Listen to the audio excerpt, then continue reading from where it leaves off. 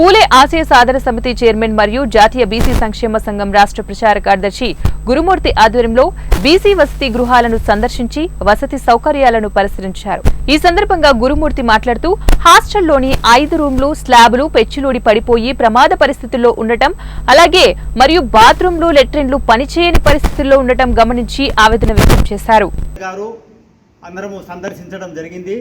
సందర్శించి హాస్టల్ను మొత్తం పరిశీలిస్తే 5 రూములు మరి పైన పగిలిపోయి మొత్తము రూపంతా కింద పడేటటువంటి పరిస్థితి ఉంది. పిల్లలు ఒక ప్రమాదం జరిగేటటువంటి పరిస్థితి కూడా ఇక్కడ కనపడతా ఉంది. ఇక్కడ మరి లెట్రిన్లు కానీ బాత్రూములు కానీ మరి డోర్లు పోయి చాలా డ్యామేజ్ అయి ఉన్నాయి. నీళ్ళకు కూడా వసతి కూడా బోరు కూడా ట్రబుల్గా ఉంది.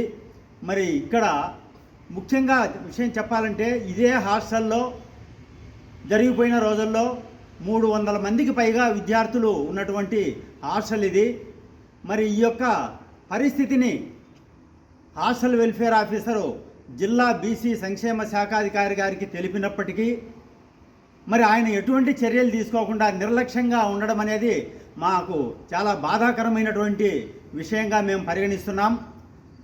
ఈ యొక్క బీసీ హాస్టల్ రావడానికి